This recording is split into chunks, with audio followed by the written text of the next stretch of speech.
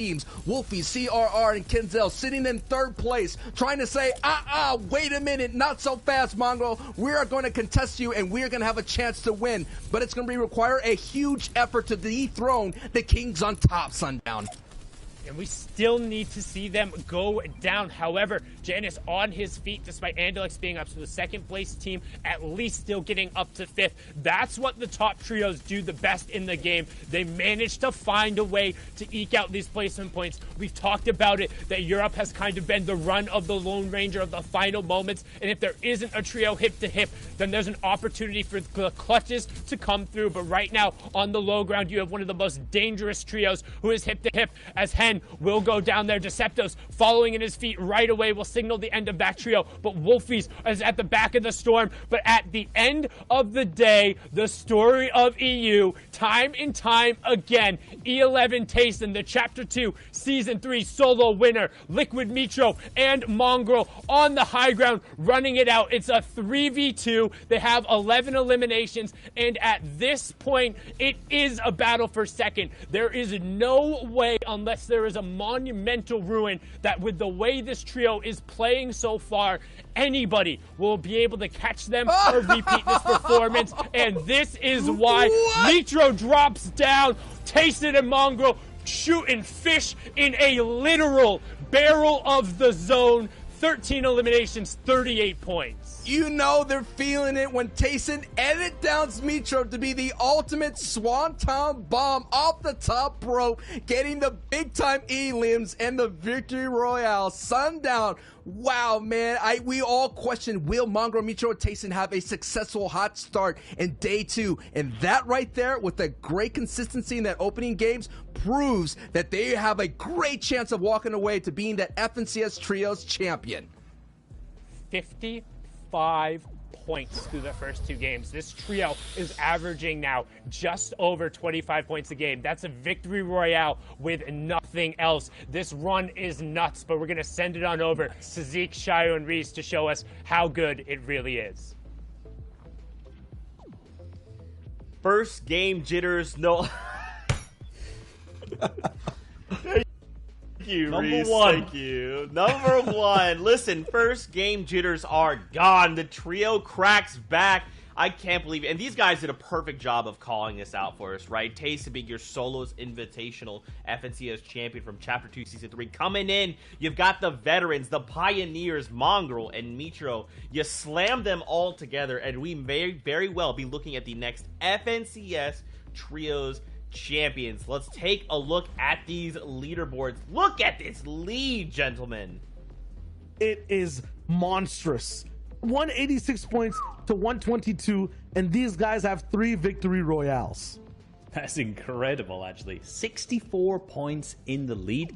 And you know, Mongrel and Mitro have been known as this really aggressive 2 players. Solo, duo, trio, squads, it doesn't matter. These guys are very, very aggressive. And, you know, when they started teaming up with Tayson, I felt like it was a personal, fantastic choice, because Tayson is very calm, collected, very keeps his own head, and he can IGL these guys into victory. And throughout the start of the FNCS, there was a lot of memes on social media about Tayson, you know, struggling to keep these 2 on their leash. But it seems like at this point, he's wrapped it all up, and these guys are just playing incredibly consistently. And we'll have much more to break down as to what they did in that last game. Pay attention to the second and third place, Kinzel and Exquisite's trio. These guys are now just 1 point beside each other. We'll see how their story kind of unfolds in these next few games and who gets to have that second place slot. Over here from 6th all the way to 10th place, Benji, Savage, and Letchi finding some success with elims in a few games, not making those end games completely. 85 points right now. Past that, from 7th to 10th, it is just a 4-point game from Floris' trio all the way down to Teeks. Yeah, very, very close between the 6th and 10th. And, you know, we just talked about Benji's team there. They kind of have been struggling being contested off spawn, kind of similar to what we've seen during the qualifiers. You know, they'll win that fight, but it'll drag out way too long, and the rotations just aren't good because of that. So I don't know what the next plan is for the next few games today, but hopefully they can kind of figure that out. But moving on to our next page, 11th down to 15th, kind of the similar names that we've seen over the last 2 days on this page. Yeah, I was going to say that the top 15 is really kind of looking standard now. These guys have found their pacing. It's about improving even more now, taking every game as an individual moment analyzing it, making the best decisions, and winning, just like we saw Mitro, Mongraal, and Tayson do in that last game. From 16th to 20th overall, we also have a few new names coming in and out, but at the same time, the same teams still on the page. We see Lanoof, Marine, and Jaspe on this page right now, 47 points, contesting that top team in first place. Hen, Decyptos, and Putric finding some success here on day 2, but these guys will have to have great games to catch up to that top 5. Guys, this last game felt like a superhero movie, right? We had the shot of the waterfall. We had players trying to go up and down, and then finally the heroes find themselves basking in the sun at the end, being victorious. I mean, we very well could be looking at our next FNCS champions, but there's more that kind of happened here in the game. So I'm going to kick it over to you guys. Walk us through what you guys are seeing. That will have some big perspectives here earlier on in that end game from Mongraal, and how these guys kind of learned from their last game, game number 1 of today, fixed their mistakes, and in game number 2 really played the zone very well to get that victory royale. You can see they're already on height at this point, but they claimed that during the 50-50 zone because they got the zone right on them from 4th. But these guys are good. They've already claimed a high ground position earlier on, so when they got that 5th zone, they could completely utilize that and keep height from there on out. Yeah, in game 1, the mistake was kind of putting all the eggs in one basket, but not really knowing exactly where that basket stood. In this zone, there was water completely in the low ground. They were very comfortable on staying on height the whole time. Tayson here as well, staying at the front. Mongraal staying in the back, so he could keep tabs on any trios trying to shockwave up like we saw Artours do before. There's that water dive bomb play, as Sancho called out. CRR, Kinzel, and Wolfies tried their best to play this water zone, but being on height is the best choice when you're in this type of zone, this aquatic kind of formation of what ends up happening for everyone on low. It's so hard to find your footing, and because of that, Mitro, Mongraal, and Tayson stayed high, stayed dry, and ended up winning that game with beautiful decision making. And Mitro actually, if you saw there, edited down by Tayson, which didn't seem like an accident. You know, initially when you watched that back, it seemed like Mitro was going to make the aggressive play to go pick up those eliminations. But, you know, even the top teams make a mistake at the end, accidentally editing Mitro down into the water. But because they were over that water, he was safe from fall damage, and they all managed to frag out and pick up that big victory royale. Hey, look, you just got to fake it till you make it, right? It's not a mistake if you don't call it out. It's a calculated risk, a calculated plan of attack. And when you're as far ahead as these guys, when you're as skilled as these guys, when you've been on the scene as long as these guys, they turn these L's into W's. That's just what they do. I want to see them continue with this momentum. Remember, we've got another 5 games on the day. Anything can happen, but will it? We have to kick it back over to our casters to continue the storylines, and we'll be back after this with more breakdowns. Take it away, boys. Thank you so much, Zeke, Shio, and Reese. And here we are into the match number 8. And so far, it's been all Tayson, Mongraal, and Mitro with nothing less than a 7th place finish over their first 7 matches, so incredibly well done. But already looking at the mini-map, for the first time in what feels like a long time, there's some other triangles at Stark Industries. So somebody has decided to pony up, somebody has decided to rise to the challenge and be the David to their Goliath over at Stark Industries. We'll be keeping an eye on the elimination feed, but with the Southern Zone 2 right on the edge of that, it'll be interesting to see what happens there. Hey, I don't know, man. I've been watching Ghostbusters, getting me in the Halloween spirit. You guys released some awesome outfits. And that is a biblical proportion type feat. That is one giant marshmallow man to overcome there. I don't know if anyone's going to be able to bust the bubble of Mongraal, Mitro, and Tayson. They are on an unbelievable ride. But one hero that may stand tall, one trio that can get that job done is Kinzel, Wolfies, and CRR. They can make things interesting. And the reason why I say that is because they could pop off with Elims as well. And they've been putting it all together. We're getting some placement points Sundown. And one thing to note in particular about the last game, you saw how he had the bandage cannon on the low ground, but being out of mats, and when you're in the water, you can't actually fire the bandage against anything. It will go all the way down to the bottom of the water. So despite being on 20 HP, he didn't have anything to kind of mark himself against, as we actually see up in the elimination feed, and Dretta picking up another early elimination there. But also, we saw Lecce end up going down as well. So another one of our power trios over at Doom's Domain struggling a little bit here off of the start. The Dual Media boys giving them everything they can handle so far here on day 2. And I gotta know, as we seen that Snipe does pick up an Elim on Benji, what happened? What went down there in Stark Industry? We gotta see in a moment notice. We'll get that replay up going.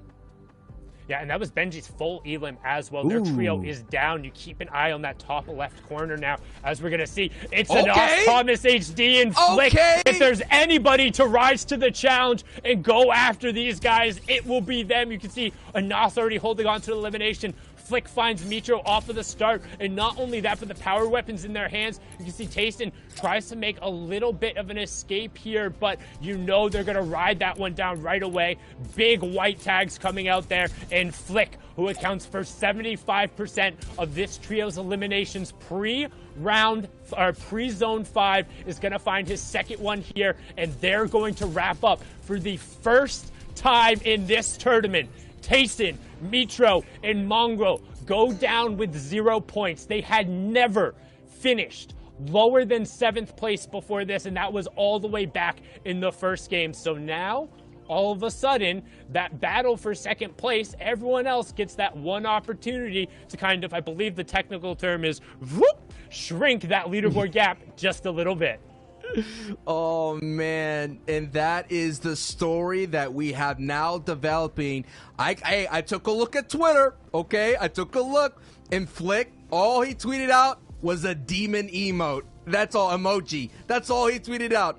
Anas, he said, we should have never left. I'm telling you, the problems of switching from their drop spot. They switched from that dirty docks where they were being so strong and so prominent, and they had strong finishes. When they switched to retail row, I just think they noticed that it wasn't enough. They weren't getting their power weapons. They weren't getting all the resources that they need for their playstyle. And now they realize that, hey man, you know, hey, you never know. They could pop off. You never know, Sundown.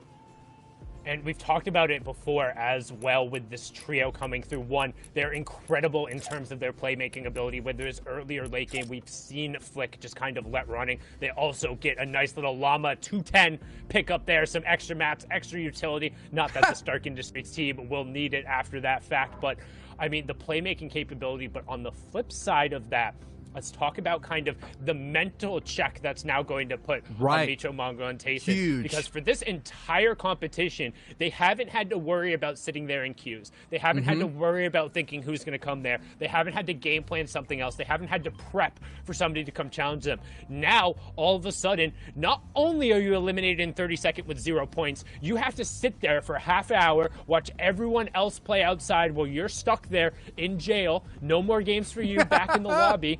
And they're out of that rhythm a little bit. They're a trio who very much kind of rides on that momentum. They're very, very emotional players. When they made the World Cup announcement back in the day, people joked about Mitro and Mongraal being the loudest duo, both for the keyboard clacks and just the way they celebrate when they make their plays. But now that they've been silenced for a second, how do they react? Tayson will have the biggest challenge of them all. Will Mongraal and Mitro put up that brick wall and not listen to his calls? Yeah, it's going to be up to Tayson to kind of hold that ship from going capsizing completely. Giannis, Analex, and Xqueeze, they have an opportunity now to gain some grounds here. They are about 60-plus points away. They're certainly sitting in 2nd place. Another trio that we took a peek in down in Slurpy Swamps was Kinzel, Wolfie, and CR. That opens up the door to gain some ground, but we're talking about a difference of about 2 victory royales and some like close to double-digit elims. That's what's going to be required, and the difference is, as well, as we still have plenty of games to go, Sundown. We're just barely into the second half here of the grand finals here of the FNCS trios. And it was starting to feel like it couldn't be overcome because of how consistent they were. There was no hope. There was nobody who wanted to rise up and be the ones to challenge there. However, we've kind of talked about it before. Like, Jaspe and Co., yes, they 50-50'd the chess, but they were relatively successful, and they turned a couple of those late games around. So especially if a top trio comes in with a game plan on how to take those fights, and they come in not necessarily fearing those 3 off of the bat, which they're one of the 3 players who can really genuinely say, like, yeah, let's go fight these guys and maybe come out better than 50-50, Now all of a sudden you're going to think, okay, Mongo really wants to get revenge there, but if they're not, they haven't had to practice this drop being contested through the first 6 or 7 games. Now all of a sudden 8th game they lose it. 9th game, if they lose it again, there's going to be that seed of doubt in there. But right now Razumi trying to get a little bit of doubt on this team, rotating away here, and a little bit of storm tags as they just remain utilizing their soft mats to get some positioning. And Sapphics trio here is looking for a good start here in day 2. Haven't gotten any points at the moment, in 11th place. Sapphic has been one of our slayers here in the region, picking up 15 plus elims by himself. But speaking of opportunities, opening the door here, it feels like, you know, at Anas, Thomas Stacey, and Flick have slayed the beast, right? Now all the villagers are going to have a good time to try to claim that castle up there. And Nakos, Clement, and Flokis have an opportunity to storm that castle. They're sitting in 4th place at the moment. They're still about 30 points away, so that is a victory royale. They could definitely do it in one punch, but they could slowly jab their way up their leaderboard, Sundown. I would say it's probably more equivalent to either scratching the dragon's nose and making him think for a second. Oh, okay. Like, that's where he breathes the fire out of, so he's got like a little, it's like, hey, that's a minor discomfort. Yeah. I wasn't ready for that. I'm going to come back in a moment, but like, yeah, the villagers are celebrating. They're like, yay, we drove off the beast. Or it's like punching a great white shark in the face. It's like, yeah, you know what? You punched the great white shark in the face, but that shark is still in the water with you. Yeah, you showed that maybe you might be a little bit of a threat, and maybe you can punch back, but he's still there. They still exist, and while they're going to be forced out for just a little second, one, who takes advantage of that opportunity? And 2, what happens when that angry shark, that angry dragon, the poked bear decides to come back in the next match? But right now, we're going to keep on board here with the teams who will have an opportunity to close the gap, because realistically, going into the back 5 of these games, only really the teams in the top 4 or maybe the top 5 can statistically still kind of overtake this route, and it's going to take a large effort. As you see Clement going and doing every little thing right, making sure they maximize on the utility here, going all the way out and picking up that second big pot, and then going to rotate back up the zone. You know, I know the Halloween party is over and all that spooky scariness, but I've always learned to double tap. You always got to double tap and make sure that monster is down. And that's what Flick, Thomas, and Nos, they're going to have to double tap that down if they're going to keep Mongrel's trio at bay. So, Mongrel trio is out. Now let's just focus in on who is in and who has the opportunity to go up the leaderboard. And if you're questioning anybody out there, like, why would Thomas and Nas and Flick do that? Because they're slipping down the leaderboard. They start off the day with 15th. They're going down to 17th. Having Stark, that strong POI in their back pocket now, could enable them to get up their leaderboard and secure themselves thousands of dollars. All of it is on the line. And people are going to say, oh, why would they go and grief the top trio like that? And to my response to that, are you crazy?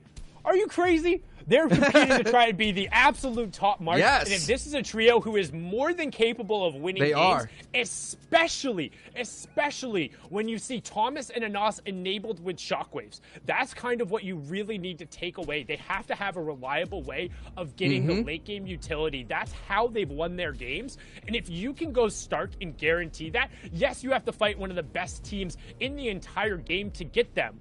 But if you want to win, you have to beat those guys anyway. And they finally said enough is enough. And if you're going to post your spot on Twitter, if you're going to talk about how you're so good at defending this spot, you better have a game plan and you better back it up. Because anybody has the opportunity to land anywhere. This is Fortnite Battle Royale. And if a team gives you a hard enough time, you need to game plan better and find a way to deal with it. And that is what we call preach right then and there, Sundown. Now we're on board here with the BDS Robots. They got a victory royale here. They were able to have a very nice aggressive play. They kind of took the textbook of fighting on the low ground, doing really well, and they got a victory royale. So one of the few teams that have a victory royale, because Mongrel, Mitro, and Tayson have 3 victory royales. Yanis trio has 1 victory royale. Kinzel's trio has 1, and as well, Gamma's Cammy's trio has 1 as well. Cammy and Co. So those are the stories that are unfolding here. And the great thing is, you know, we can speculate all you want, but it is the competitors themselves that answers the questions. And that is what we're watching here as the drama unfolds, and the drama will pick up for Wolfies and CRR, considering Kenzel, the back-to-back DreamHack champion, goes down. And Kenzel is just like just like Tayson for this trio. He kind of holds it all together, considering that in DreamHack it's a very placement-heavy format, and having that ability to kind of slow pace, passively, aggressively at times whenever you needed to get your way further into in-game, that's going to help off people like CRR Wolfies, who are known to be great opens box fighter players.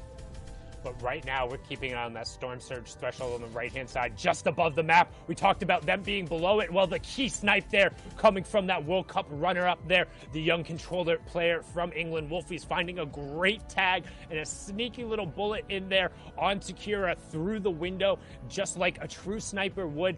Well done to put himself above. And we talk about the little moments. That moment is so much bigger than just the 1 point on the elimination. Shedding themselves of that Storm Surge threat is going to be massive in terms of just getting positioning. As we've seen, atypical compared to what we've seen in Europe so far. There's been more and more Storm Surge threshold, and coming into grand finals, no team had more elims versus Mongrels trio than Flix, and a part of that has to do with the rotation path. They're always coming out of the east and passing that Stark Industries, and also, man, just pound for pound, they're one of the few trios who actual wall-to-wall matches up with those guys. And when we talk about kind of wall-to-wall, that's when you're in a box against somebody and not necessarily in the same space, but owning one or two walls in between you guys. These guys execute on those fights almost better than anyone in Europe. And Thomas is a superstar, had a great run in heats. Anas and Flick are right behind him as well. They're forming a very strong trio. Thomas HG had some Twitter barbs with Zexro from NA East. Thomas HG was talking about, hey, who could come over here from NA East and compete? Should I go over there? It's so interesting. We all wish we had a World Cup Part 2. Like I said, sometimes the sequels are better than the originals. We all wish that. We all wish we'd be able to settle the great debate of EU versus NA. And don't forget about the Latin American. Don't forget about the Asia. Don't forget about OCE. We're talking about Fortnite, baby, worldwide. Some of the best competitors all throwing down, and it's all happening here in this amazing month here. I cannot wait to see who's going to walk away champion here for EU, and I cannot wait to see who's going to walk away for champion in NA East, so the debate's going to kick up back up again. You can see right now we're hopping on board here with that second place team on the leaderboard, who's going to try and take advantage of that opportunity to shrink that leaderboard and shrink the lead of that top trio. But I'm glad you mentioned something about Latin America, because if there's an international land, we've seen just how good King can be in those circumstances. But right now, all the focus is on Europe, as Xqueeze, aka MCES, duck on top there, finds a nice little knock and some key shots on players trying to rotate in. Now, this positioning, we've talked about it time and time before, it's called the gatekeeping position. When you're in the safe zone and pressuring players who have the zone at their back, or either already into it and need to make it into the new safe zone. And it's where a lot of teams who had the foresight to rotate earlier are able to get key opportunities to pick up eliminations. And you can see right now, Duck on top doing a great job spraying down shots there, having control of the pieces in the area, and now trying to locate where that weak member is.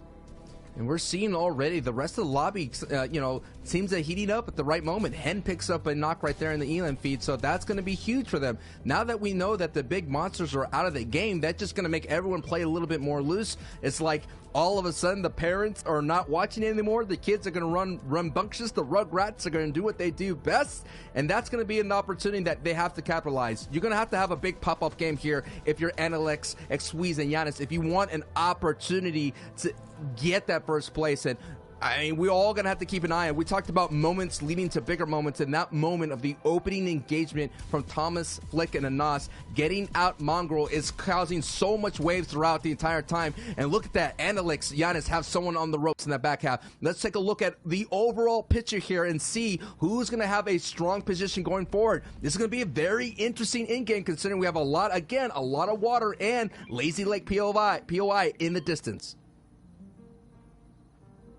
And right now, you can see Wolfies, CRR not having to move, just still perched up on top of the building.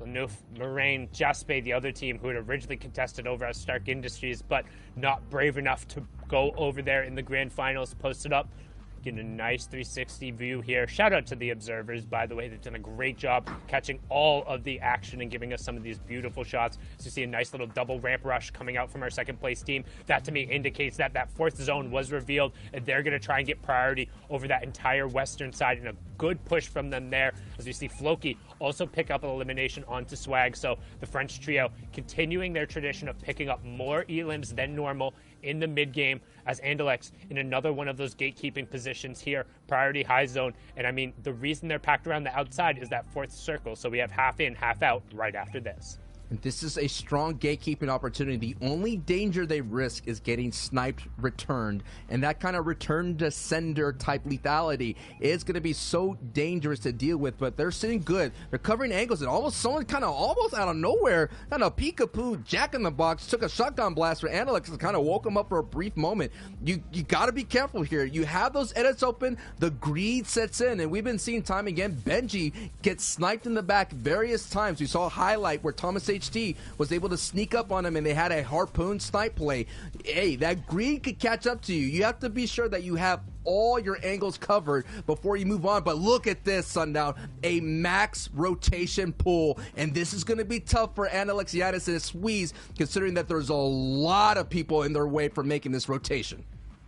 Yeah, and I'm not sure. Okay, I was just about to say, trying to see who has shockwaves on that side, because they're going to be using it right away. Because if you go too late, everyone else on that side will have already built up on the high ground and be turning around. So you need to kind of time it with other teams, so there's a plethora of targets going through the air and you don't end up just getting swatted down like a clay pigeon. But right now, Exqueeze and Andalex instead opting to stay up on their high ground, and they're going to pick up Patrick and Deceptos, leaving Hen all by himself there. We're also now rotating into the first round of placement points. 18 trios remaining, so one more will need to fall. Then every single trio that drops will be a singular point. Wolfies picks up a huge knock there onto Clement, indicating they're also making a rotation towards kind of that central zone. Everybody already posted up in Lazy Lake is more than happy and keeping an eye on the Elim feed. Janice gets knocked there as well. So our top four trios facing a little bit of adversity, but who's capitalizing on the opportunity right now? It's the team who took the situations by the horns. Thomas HT and Co. grabbing some elims, but we're going to hop back on board here with Nate, Smash Dave, and Bobo Exalti, our wild card team, trying to find some more rifle elims on the side. Rojo's team going into the day were top 10. They kind of slipped a little bit there, and they're trying to find their footing in 12th place. This is a strong opportunity. You had basically the lowest of chances to get into the grand finals, and you were one of the ones that came out on top in a wild card finish. And they're just proving to the point how strong the EU region is. The 33rd team is now sitting in a top 15 situation. Now we're going to kind of pull back. Let's take a look. We already know that actually Wolfie's spot get taken out by Flix Trio. So now we're going to take a look here, as now the first 6 full rotating circle is revealed, and Exalti, Nate, and Rojo get that prime priority position. And that's the benefit of going early with the utility. They're going to be able to go before anybody else identifies the opportunity to. Keeping an eye on the top left, Thomas HT and Co. still rattling off the eliminations and making their push further up into the money, taking advantage of the opportunity they made for themselves. It's a breaching charge up the leaderboard, but right there, Bobo finding a great shot and good conversion onto Matzo that Rojo's going to be able to pick up. Hen still on his feet, trying to do it 1v3 style like he's used to. Steelix finding CRR in the feed as well, but Bobo just trying to find a little bit of room here on the low ground. Sees his teammates are a couple levels above him, should be looking to rejoin them, as now we're going to flip on over to the side of the zone, get a wide shot there to see everyone trying to rotate and get in front so they can then about face on the rest of the lobby. And our second place trio is still up on their feet, but it's just in a duo form, as Floki is also going to get knocked. It's all going to be on Nakos now for our 4th place trio, as the first placement points will take over. Every trio up beginning 1 point, but still 40 players remaining, 9 of which are under Storm Surge. Our 4th place trio going down. 2nd place trio also getting knocked here, as Nate, Dave, and Bobo are continuing to just be on the front priority of the zone. Hen doing his best solo Ranger impression, picking up another knock, but right now all about priority, as these guys are going to begin to find picks. We're going to see a new name at Hype very shortly, considering Mongo Trios is out. They went out at the very beginning. This is the wild card on the low ground, working as a unit, doing really well. They're trying to find space control. They don't have much of it, considering there's a lot of enemy builds, but they're going on the Storm side of things, so they're going to be able to save as much as possible. A nice pickup by Nate right there is going to go back into the Storm to pick up those viable loot. Now we're going to get a point and see and look at who's at the mid ground, who's at second height, who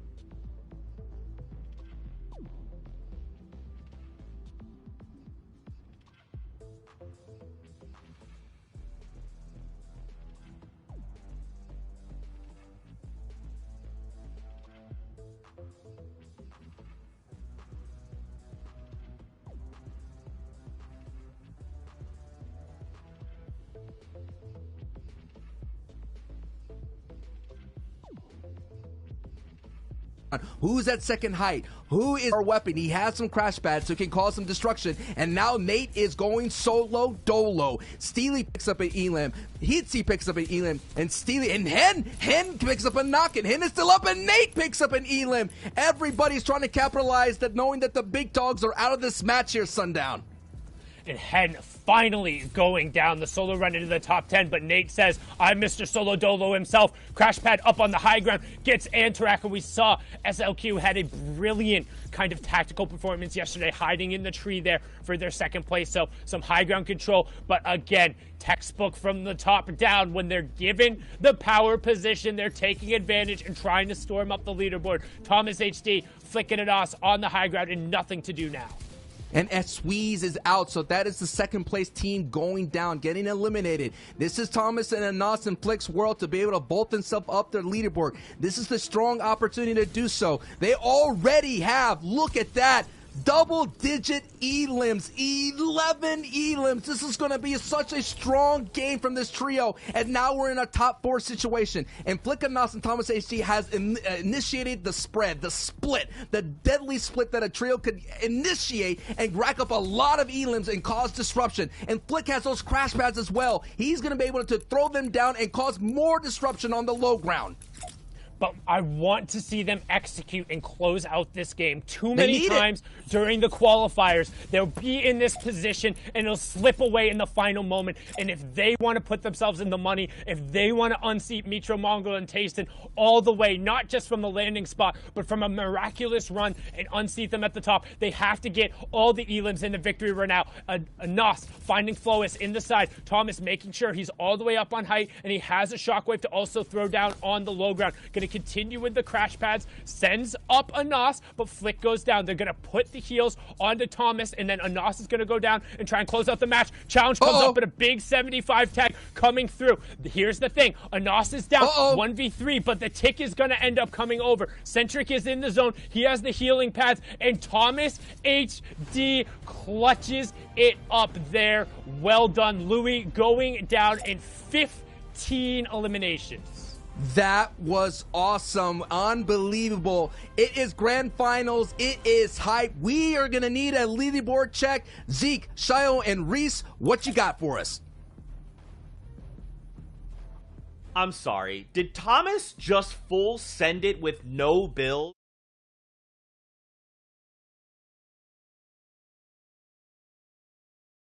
Victory Royale. Thomas, listen, okay?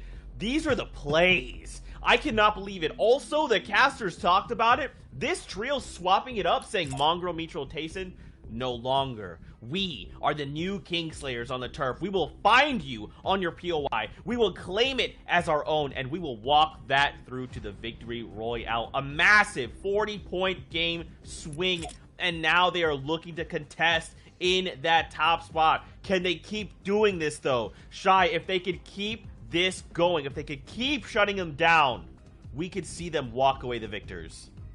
It'll have to be a repeated time loop every single game, though. They'll have to come to bargain over and over again, because right now, the top 5 is looking exactly the same. Yep, no changes here at all. What I'm very interested to see, though, is where that put Flick, Anas, and Thomas HD.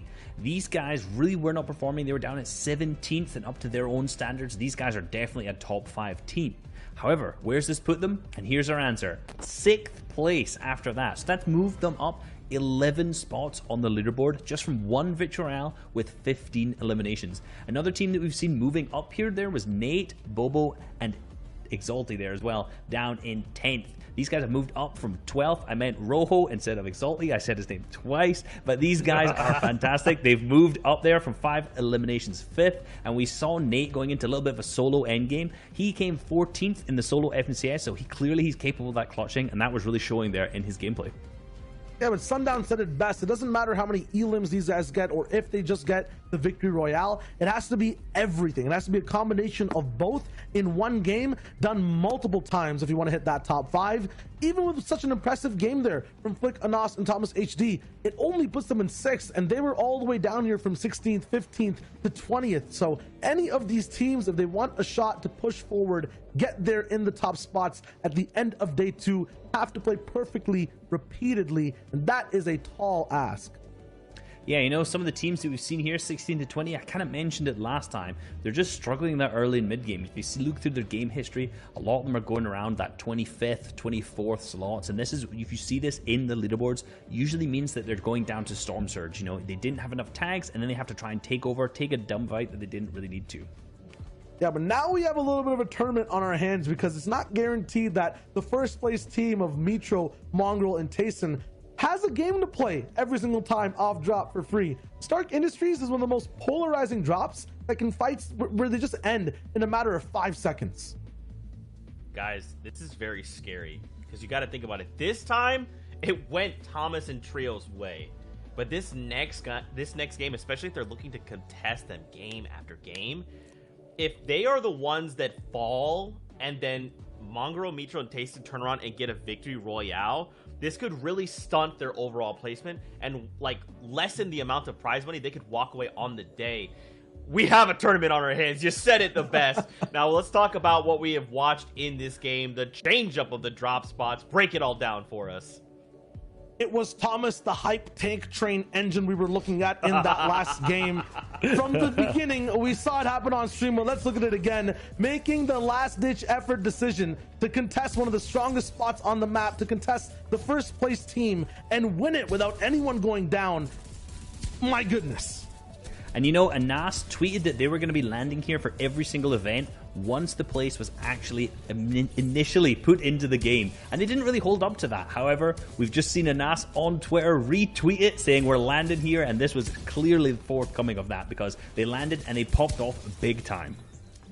Yep, and they continued it all the way to endgame, a dominant showing of just staying on height, a clutch crash bat to make sure Thomas HD got that bandage cannon. Then he had position. He goes for a super shockwave. He gets mid-air shots down. That Stark Energy rifle you can only really get at those dropships, but at the same time also at Stark Industries. That's where they landed. They got the win. Flick went down. It's all good. They had complete trust in their last man, who was clutching all the way towards the top. It was Thomas's show at the very end of the game, but it was this trio just playing so well and making the best decisions to keep their tournament dream alive.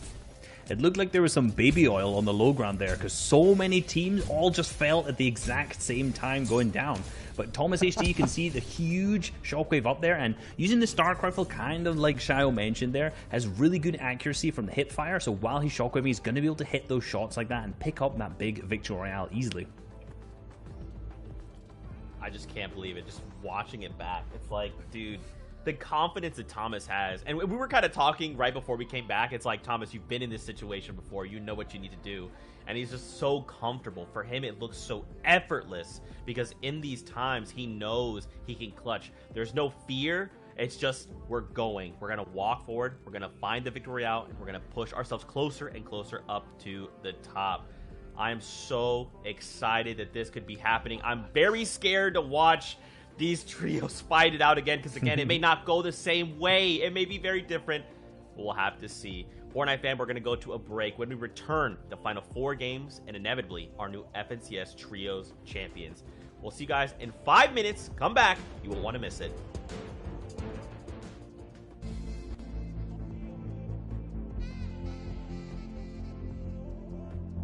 What's going on, Fortnite fam? Reset back with another video, and in today's video I want to cover Height. We're going to be using Zayt, Saf and Stretch as an example at one of their games where they picked up a victory royale from Qualifier 3 Round 3 of the FNCS. Across the 12 games, these guys picked up 4 victory royales, and they hold Height in an absolutely textbook way, so let's dive into that. Firstly, just for super basic, Height is when you're on the very highest layer of the moving zones in endgame. And this is powerful for many reasons. Firstly, because you use the least amount of materials to traverse the moving zones, you have a ton of angles on players to shoot down on, you have the best opportunities for healing, and you only need to worry about players below you, so you don't have to cover your left, right and above, which you'll have to on low and mid ground layers. I like to categorize the art of playing high ground into 2 separate categories: claiming and maintaining. Claiming high ground does not start in the end game, it starts much earlier in the mid game, and in this game in particular, Zayt, Saf and Stretch try to claim the high ground as early as the 3rd zone. You can see them take up a large amount of space horizontally here, with Zayt and Saf building over onto another area, so they have 2 separate points of high ground. Later on in the game, when the 4th zone appears, they're not actually inside of this zone, so they wait late until other players have already built up there, and then they all shockwave over and claim the high ground there. The only reason that these guys get to the highest layer in 4th is because they'd already set themselves up on a higher layer in the 3rd zone. This allows them simply to just shockwave over and claim it. From here on out, our team's goals switch up from claiming high ground to maintaining it. Really, they're not looking for a huge amount of eliminations here. Their main goal is just to ensure they are the only ones on Height. They do this by shooting at other players who have built up in other areas of the zone to around equal levels of them, and also by looking down, looking at players who are 1 or 2 layers below them, and pressuring these guys to make it seem like there's no chance that they're going to claim Height over Zayt, Saf and Stretch. You can see that the 5th zone is